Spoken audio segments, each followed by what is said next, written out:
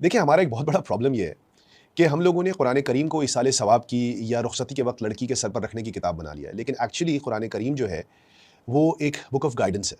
वो आपको शादी, तलाक, बच्चों की परवरिश, माँ-बाप का ट्रीटमेंट, खर्च करने से लेकर मुआशरे के हर मसले का हल बताती है। अब देखें, ये जो इलेक्शंस का पूरा प्रॉब्लम हो रहा है, इसके ऊपर कि लोग अपनी-अपनी राय दे रहे हैं ना, तो आपकी राय कुछ हो सकती है, मेरी कुछ और हो सकती है और इसमें हम पूरी रात बहस कर सकते हैं कि आपकी राय ठीक है या मेरी राय।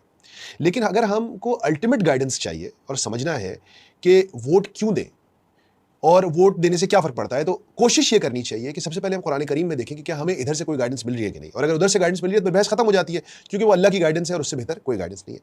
मैं आज इस पूरे इश्यू के ऊपर ना आपके साथ बस 3 आयात हैं कुरान की, वो शेयर करूँगा। नंबर 1 है सूरह निसा की आयत 135। ऐ ईमान वालो, इंसाफ कायम करने वाले बनो, अल्लाह की खातिर गवाही देने वाले, चाहे वो गवाही तुम्हारे अपने खिलाफ पड़ती हो या वालिदैन और करीबी रिश्तेदारों के खिलाफ।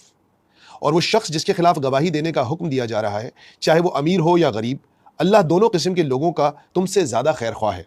और ऐसी नफसानी ख्वाहिश के पीछे ना चलना जो तुम्हें इंसाफ करने से रोकती हो। और अगर तुम तोड़ मरोड़ कर यानी गलत गवाही दोगे या पहलू बचाओगे, तो याद रखना अल्लाह तुम्हारे कामों से पूरी तरह बाखबर है। एक तो ये कि वोट ना देने का ऑप्शन तो सूरह निसा की आयत 135 ने हमारे लिए बंद कर दिया है, क्योंकि अल्लाह ताला कह रहा है कि अल्लाह ताला ने हुक्म दिया है कि हमें गवाही देनी है। और किसकी खातिर? जिसको हम हक समझते हैं, इंसाफ समझते हैं।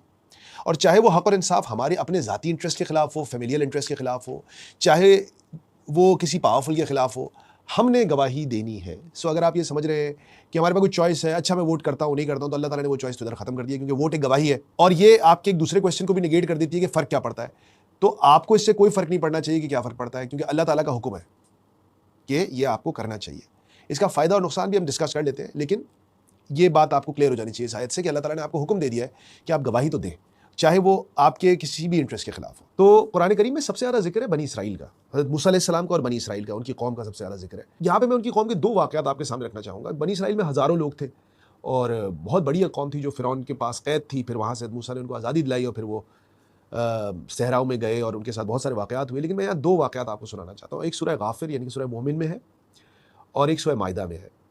सूरह मोमिन के अंदर आयत नंबर 28 से लेकर 44 तक एक शख्स की तकरीर है और ये सूरा उसी के शख्स के नाम पर है, सूरह मोमिन। अल्लाह ने उस बंदे को बंदा मोमिन के नाम से ताबीर दी है। ये वाक़या ये है कि जब फ़िरौन ने हज़रत मूसा अलैहिस्सलाम को कत्ल करने का मंसूबा बना लिया, तो उसने ये अपने करीबी दरबार में के लोगों से डिस्कस किया। तो वहाँ पर एक शख्स जो फ़िरौन का रिश्तेदार भी है और एक अहम वज़ीर भी है, वो खड़ा हो गया और उसने फ़िरौन के मंसूबे के खिलाफ और हज़रत मूसा अलैहिस्सलाम के हक़ में एक तकरीर की और उसने डिबेट किया कि तुम मूसा को क्यों ख़त्म करना चाहते हो? तुम्हें प्रॉब्लम क्या है मूसा के साथ?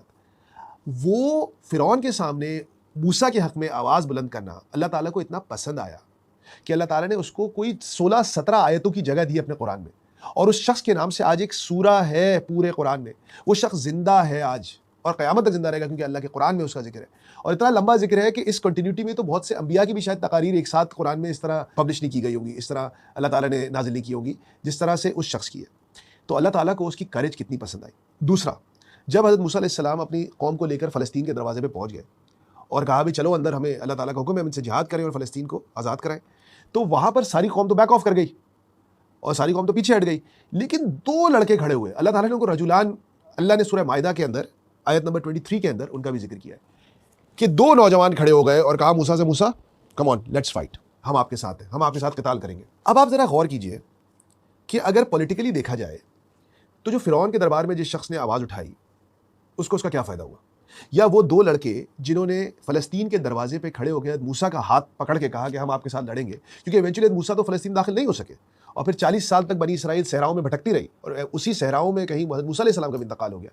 लेकिन उस लड़के ने अल्लाह ताला को फ़िरौन के दरबार में आवाज़ बुलंद करने वाले और फ़लस्तीन के दरवाजे पर मूसा के साथ जिहाद के लिए तैयार होने वाले, ये 3 लोग इतने पसंद आए पूरी बनी इसराइल में से कि अल्लाह ने उनका ज़िक्र कुरान में किया। और इन तीनों लोगों के अंदर एक सिफत थी, और सिफत क्या थी? करेज।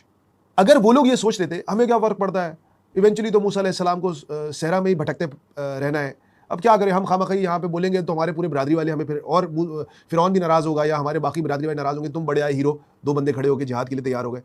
लेकिन उन्होंने ये नहीं किया, उन्होंने वो किया जो उन्हें करना चाहिए था। उन्होंने ये नहीं देखा कि उनके इर्द गिर्द लोग क्या कर रहे हैं, उन्होंने वो किया जो उस वक्त का हक़ था।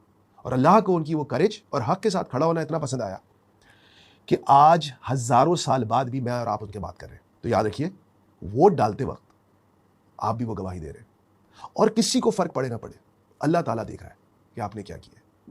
और इंशाअल्लाह अगर आपने सही फैसला किया तो अल्लाह ताला आपका नाम भी